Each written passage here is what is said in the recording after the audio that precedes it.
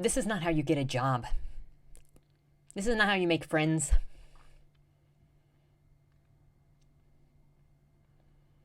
This is a hostile takeover.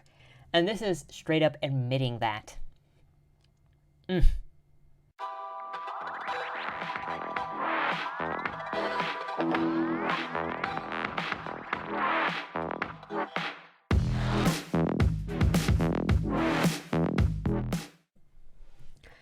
Hello, my name is Ian Kirkpatrick, and today we're going to be taking a look at how diversity is a die campaign that infects and kills whatever it goes into.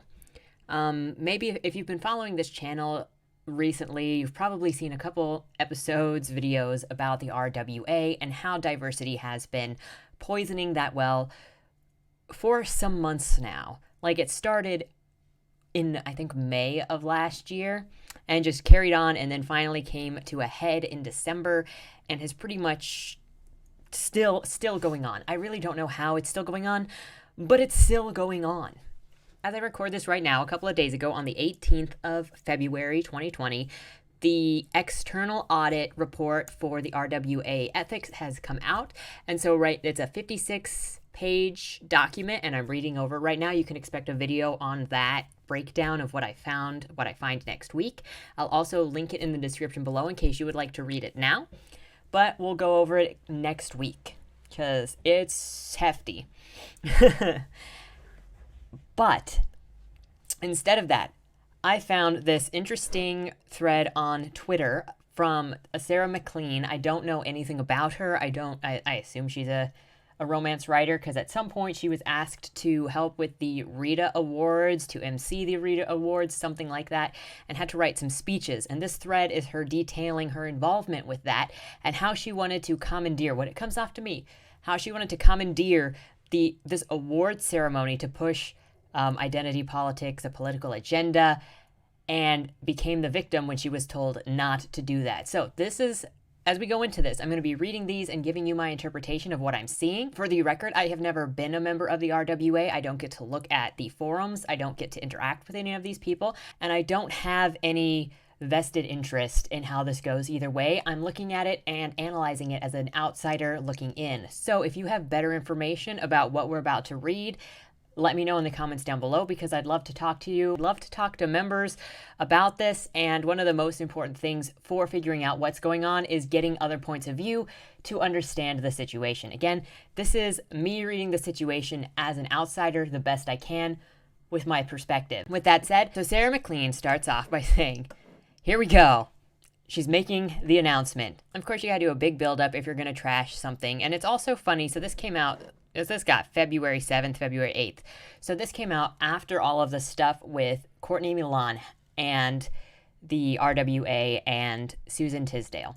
So that's interesting to note. She's going to be talking about her time emceeing or working on the RITAs in 2019. Now, if this was such a big issue, why did she hold it in for so long? One, to me, when you wait for the correct timing, this looks like waiting for some animal that you wanted to attack to be low down so that you can kick it. Like, it's already on the ground and you want to make it worse. It also reads like a sort of blackmail of, you need to do what I want you to do, or I'm going to tell all of these things about you that may or may not be true. Continuing down, I'm not going to rehash the whole thing, but last year the RWA board asked me to host the the RITAs. For those who aren't aware, RITAs is a specific romance author award ceremony that happens at the RWA conference every year, where they recognize authors in specific subgenres, especially for their work in the industry. RITA MC it's kind of like the Oscars of romance writing. RITA MC is surely the easiest of all the big speaking roles at nationals. It would take me a day to write my opening monologue and a few days in July to rehearse. The ceremony would be handled by staff and a very competent ceremony committee, which would put the whole show together. 20 minutes of the night would be a lifetime achievement award intro/speech. I would cruise conduct. Could I cruise conduct? Hell yeah. My plan at the time for July 2019, 1, draft my next book, 2, find a hot dress, 3, spend the next 6 months learning how to contour my face. What could go wrong? Spoiler, all of it. all of it could go wrong. 2 months later came the culmination of 37 years of Rita So White. And when the finalists were announced and many of us looked around and said, oh, we do have a racism problem, it became clear that the ceremony could not be Rita's as usual. So I was aware of the Rita's So White a couple of years ago. It kind of is like the Oscars So White, and the whole sort of hashtag for that kind of thing is ridiculous to me, in that we live in a country that is more than 60% white, and she said this is 37 years of Rita So White. Number one, I've done background research on the RWA, which was founded by a black woman. But if we also consider 40 years ago, the 1980s, let's look at this. Okay, so according to Wikipedia, and we can cross-check this with wherever else we need to, in the 1980s, America was 83.1% white. So she said this is 37 years of Rita So White, so almost 40 years. We're going back into the 80s. In the 1990s, America was still 80.3% white. In 2000, it was 70.1% white. In 2010, it was 72.4% white. So we're still, for 20 of those years, we were over 3/4 of the way white. In 2000, there was only a quarter of the country that was not white. And in the 2010, it was just under a quarter of the country. So why would you expect an award ceremony, writers, any sort of demographic to not really represent that, to show that? If we look at basketball, if we look at football, if we look at, is there another sport that is highly?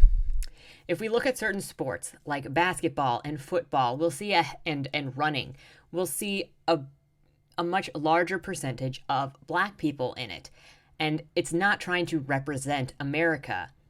But we don't really freak out that doesn't match the demographic makeup of this country. However, you go to award shows, to the arts, to even just schools, and they go, well, why don't the demographics equally show 1 for 1 for 1 when this country isn't even 1 for 1 for 1?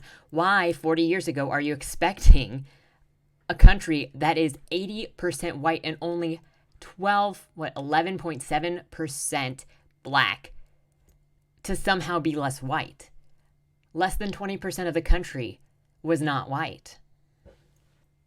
It was started by a black woman, and it's going to be a majority because it's matching demographics of the country. And then it's always up to, do they apply? Do they meet the standards? Do they meet the syllabus?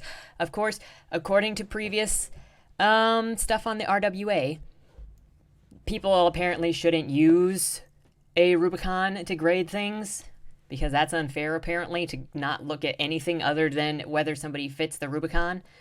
Returning back to this tweet, 37 years of Rita So White can't be Rita's as usual. This is her telling us immediately that she's deciding to subvert what is the norm.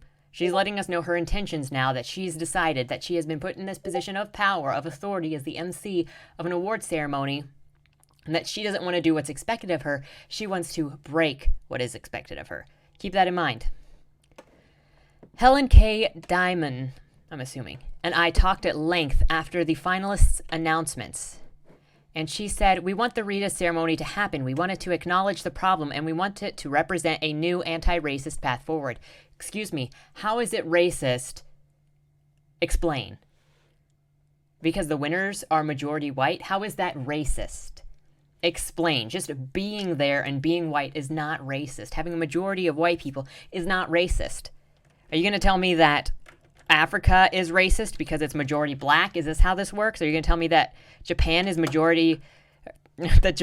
racist because it's majority Japanese? Are you going to tell me China is racist because it's majority Chinese?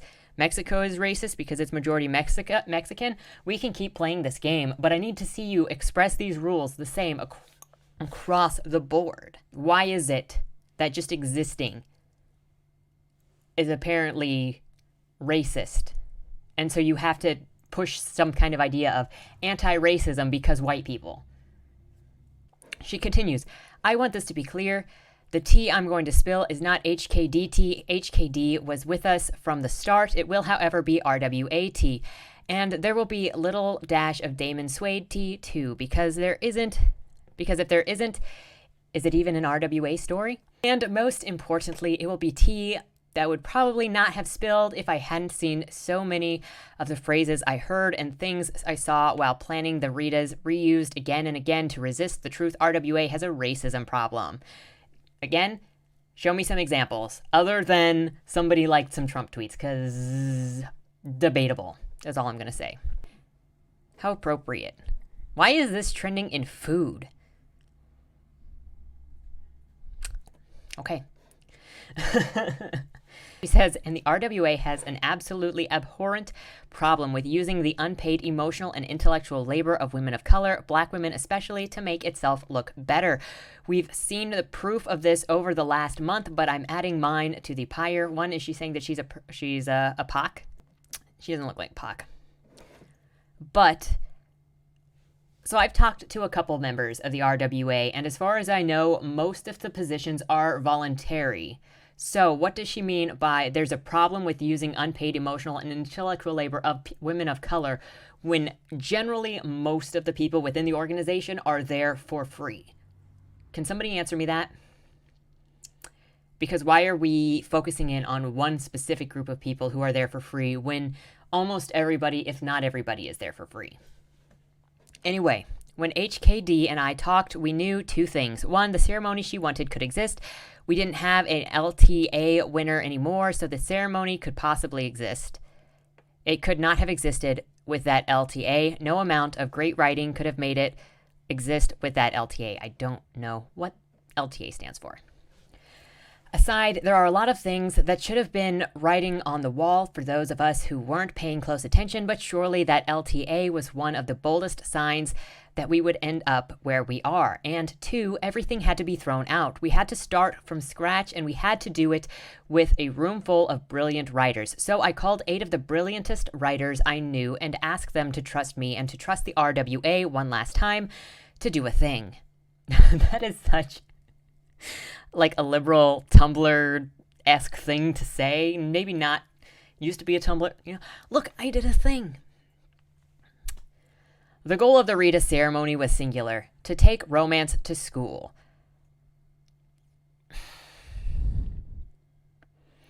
I have such a problem right here with this sentence and this person.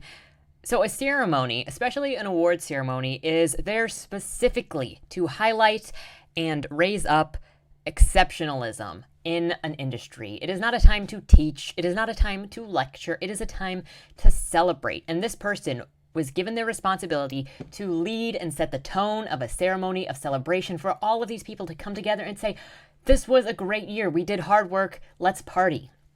She was given a role to set the tone. And you know what she decided? I know better than everybody else. I'm not going to celebrate. I am your teacher. That is either a ruler or a whip, whichever way you want to go. It's so arrogant and it's so disrespectful to everybody in the organization. I'm not going to MC. I'm not going to throw a party. I'm going to tell you how you're wrong and educate you, winky face. To show them the actual real past of the genre, while we gave them a look at the future. We were going to speak the names of the people who were in the room, and we were going to show who was there now. So not only did she not want to MC, party, use this experience for what it's, use this, what's the word that I want?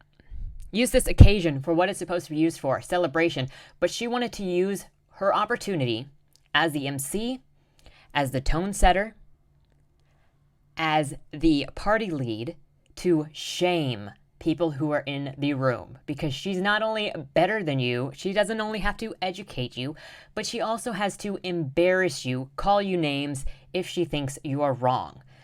This is not the appropriate venue for whatever. Pretend that this organization actually did have major racist problems. Let's pretend for a second that she is correct. This is not the venue to do it. Just like going to a wedding, going to your sister's wedding is not the time to announce that you're divorcing your husband and becoming a lesbian. Not appropriate, okay?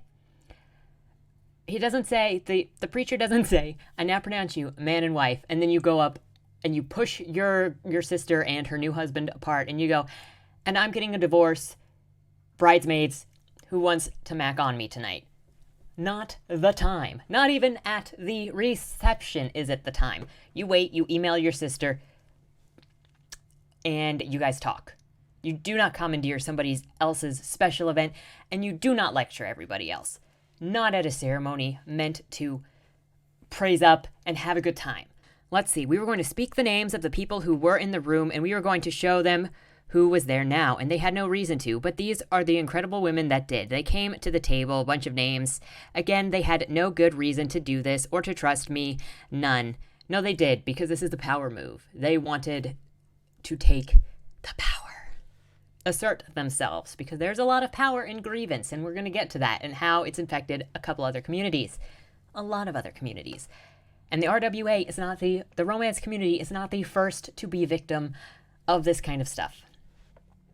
This was the formation of the writer's room that you have heard lots of people talk about. No one else was involved in writing the script.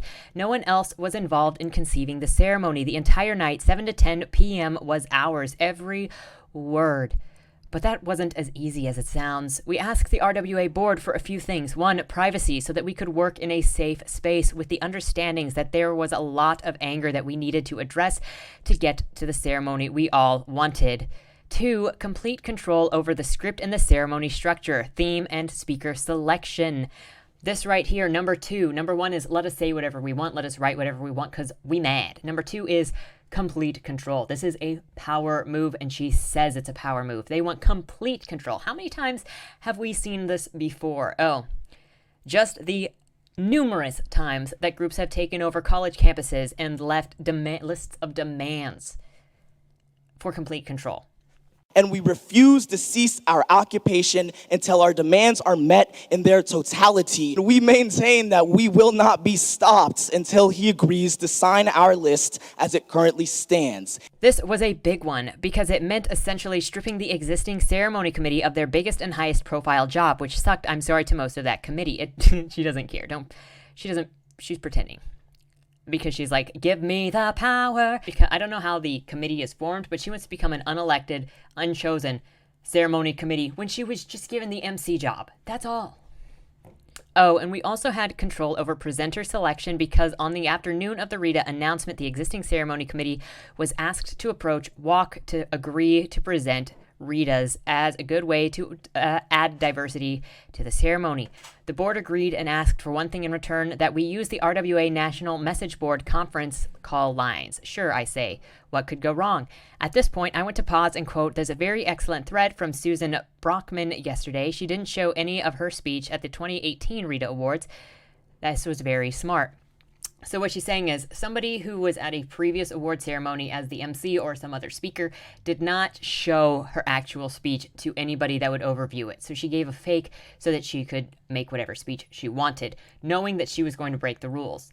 Disrespectful. Very disrespectful. I just want to know how would Sarah McLean feel if she was running her ceremony and somebody that she picked on her group, they wouldn't do this, but let's pretend that somebody on her group didn't agree with what she was doing. So gave her a fake speech and then went up there and just trash talked Sarah McLean and her entire crew and name called them the entire time. But she wouldn't submit that real speech because she wouldn't want to be censored. No, you don't do that. The only time you do that is if you're the bad person who's taking advantage of a situation. You're lying to everybody else so that you can commandeer an event that's not yours. And you give your sister who's getting married a fake speech so that you can break up with your husband and become a lesbian at the reception when you're supposed to be giving a speech about your sister.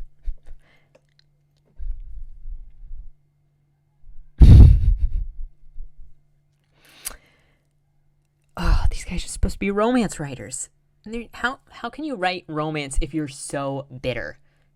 She continues, I also want to invoke Susan Brockman here because we invoked her so many times as we were working on the ceremony. We knew she'd kicked open the door like one of our hot seals, and we were going to make sure it stayed open.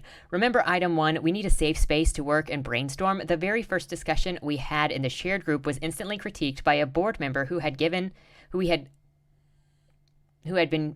given access. There we go. Was instantly critiqued by a board member who had been given access within minutes, literally before most of us had figured out how to post to that board. This is the first time we heard about these legendary policies, the ones that no one would let us see, but that we were told constantly existed and governed every little piece of the ceremony. At Nisha Wrights was on a full tear.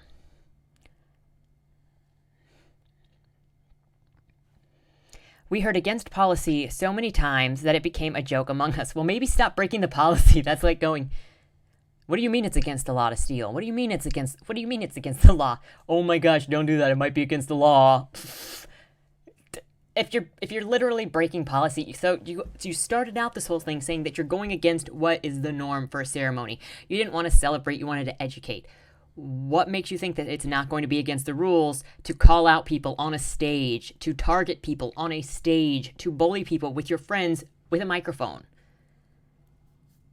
She's turning it into a joke that she's breaking the rules and breaking the standard to create an event that is what she wants to do, not what it has been for the last 40 years. She continues, policies prevented us from putting together a video celebrating the books that received prizes other than the RITAs. Something about promoting some members' work over others, but the RITAs ceremony isn't, but it's the RITAs ceremony, so isn't that out the window? It's a ceremony within the RITAs romance area. Why would you reach out to things outside? You ask, if this is unprecedented, then you would ask, hey, can we do this? And if they say no, then the answer is no, because you're celebrating within the RITAs. Look, I went to a writing conference earlier this year, or last year, and it was all for writers within my state. That's completely what it is. It is a conference for my state writers. And the award ceremony is for books from writers that live here. They have a published and an unpublished section, and then they have a bunch of little categories for genres. Now, if somebody went up there on the stage and said, well, can we do a whole thing that's like nationally recognized, or I got my book published from this contest?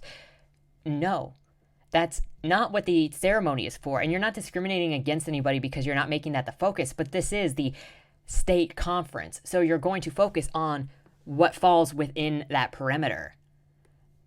This to me just shows, one, either a lack of understanding of how perimeters or themes or restrictions work, or two, a complete disregard for standard, because Sarah McLean doesn't care about the standard. She cares about what she wants. And that's selfish.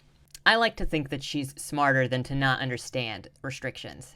She continues, it was against policy to work on the ceremony without oversight from the board and staff on messages/calls. Quote, great, but can they shut up when they're in there? End quote. Say I, apparently not. Quote, great, but can they shut up when they're in there? End quote. Say I, but apparently not. Well, yeah. I mean, the board and staff wouldn't be critiquing you if you weren't breaking the rules. That's kind of why they're there. She says, quote, what if we add second presenters to every category? That will make intros more fun like the Oscars, end quote, against policy. So accept it. Quote, what about this black author who has been writing from the start and should have won both the LTA and a RITA but hasn't? What if she presents, end quote, against policy? There's some complicated list of possible RITA presenters. It's nonsense. I don't know any background on that. What if we dropkick the policies and procedures into the Gulf against policy? Yeah, well, that's not where you fight against policies. I'm sorry, that's just not appropriate. I've been a member of different organizations. That's not a time or a place to go to fight the policies, or just say, well, screw the policies. Because if you screw the policies whenever you want, so can other people. That is not how you maintain order. Do you understand how order works? Policies and procedures began to seem like they were designated to keep us from moving anything forward. And let me remind everyone, this is an awards show. It's not a peace summit. Ironic, isn't it, that last week we all heard RWA tell us that it doesn't have... Ironic, isn't it, that last week we all heard RWA tell us that it doesn't have a race problem. It has a policy problem. Parentheses, it's both. There were so many moments when we came up against RWA. There was a shared forum, the conference call that was supposed to be private and only attended by the writer's room and was hijacked by literal surprise attendees. This uninvited guest who had not told us that she was joining and then proceeded to, quote, All Lives Matter, the RITA, and tell LaQuette, writes that black women were not the only people struggling in the RWA.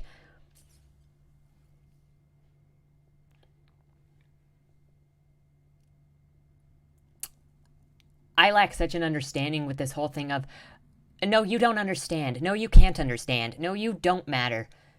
Everybody struggles. I see so many people complain on Twitter all the time that XYZ is the reason why I'm not published. We all struggle with publishing. We all struggle with getting published. And we all see the tags out that call for specific people who are not white to publish. So, I mean, I'm sorry, but publishing is hard. Getting awards is hard. Writing good books is hard. We all struggle with it. And I struggle to see where everybody struggles is some kind of racist comment. Leave your arguments in the comments below because I need help understanding. This woman, who then asked to speak to our manager and sent emails to everyone in their Helen K, arguing that we were ruining the RITAs ceremony and that I had been mean to her. Spoiler, I wasn't mean, I was dismissive. That's different. I have a feeling you were kind of a bitch. But I don't have any proof. I wasn't mean, I was being sarcastic. I wasn't racist, it was a joke. Okay.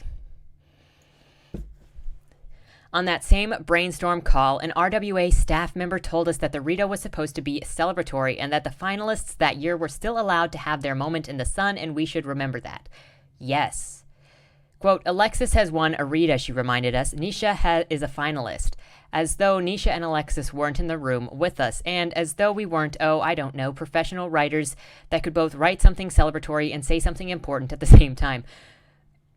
Don't Oscars this. Don't Grammys this, or whatever. What is it, Tony? Whatever. Don't politicize this. Have you seen the numbers that are so tiny? The award ceremonies are getting less popular the more politicized they get. Whoever told you this was smart. Because you don't politicize an award ceremony. It's just to have a moment in the sun. That's literally all an award ceremony is supposed to be for. Celebratory, not isolationist. Not accusatory, not educational. It's just fun. She says, when I told RWA that the organization owed every woman of color who was on the call an apology, I was told that I wasn't being sensitive to people's feelings. Sound familiar, right? Yeah, screw that.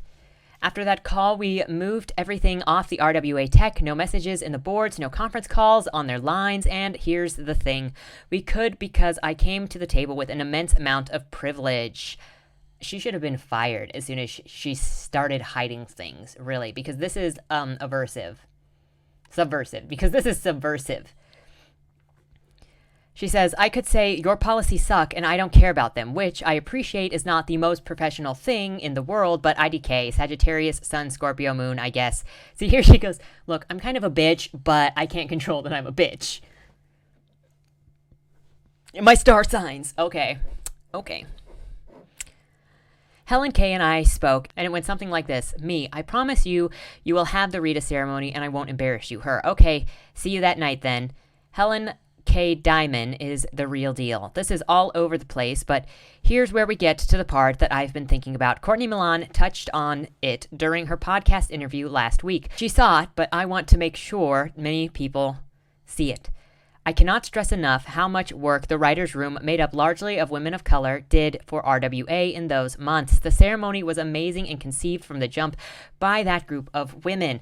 There wasn't a single word of that ceremony borrowed from earlier years. Everything was fresh. It was the first RITAs in years where the categories had intros and every one of them highlighting the inclusive part of the category. We name-checked dozens of authors who'd never stood on the stage but should have. We took the 20 minutes earmarked on the LTA and reapportioned it to 3 speakers who we knew would bring the house down and take the RWA to school. Sandra Kitt, trailblazing first black author at Harlequin in the U.S., Radcliffe, trailblazing romance pioneer, and Laquette, queen. So instead of having what it looks like a meaningful, deep, celebratory speech, they decided to instead reappropriate all of that time to being 3 separate lectures. We took the time earmarked for the videos and bits in past years and distilled it into 2 videos, both designed to do a thing. One to celebrate the books of the year that had received awards and other than the RITAs, to underscore what RWA was missing out on by not including books by Black women and others. HT to the original ceremony committee to help us with that. So you completely went against what you were told not to do. Great professionalism there, Sagittarius. The second video was a huge part, the trailblazing timeline where we tried to collect as many romance firsts as we could. First in the imprints, first in own voice romance, first writers of color, first queer writers, and both of those videos were hours and hours of free labor from the writer's room, researching, conversations with authors who were there at the start, with experts, tracking down cover art, writing and rewriting, and adding names to the script until the day before the ceremony. So she's saying all of this extra work went into doing these videos that she was told no to in the first place. They were voluntary videos that you decided you wanted to make. And if anybody is to blame for all this extra free labor that somebody did, it's you for commissioning the videos. They were not required. They were not the norm. They were something that you wanted to add to make your points. This is all on you, Sarah. She says, it took months of our lives, real writing time. It is the reason my book only got turned in yesterday, but I'd made my bed in January when I said I would host. The other women in the writer's room agreed to help, stepped up to help. A slight detour for snark purposes. Of course. Sagittarius, am I right? I got to nationals that year to discover that Damon Suede had been telling anyone that would listen to the board was livid about the ceremony and that people should boycott it. Ironically, immediately following the ceremony, like immediately, I met a writer who was in the Trailblazer video and had not expected to be. Remember I said no one knew anything? And she said, Damon just told me he made sure I was in it. What a doorknob that guy is. Anyway, the night was awesome. Kennedy and Minx and Nisha won. So many winners got impassioned, important speeches about what was going on at the RWA, and the writer's room crushed it. Holy crap, it was great. Sandra Kitt and Radcliffe got to stand on the stage and speak their truths and get respect and praise that had been due for a long time as trailblazers. And when I say that was one of the greatest moments of my career, watching that, it's not an exaggeration. Honestly, I would have walked out if you started preaching to me in an award ceremony. It is inappropriate, and I'm not going to stand for it. Then you can trash talk me on Twitter. That's fine. Twitter. This just did. Twitter isn't real life.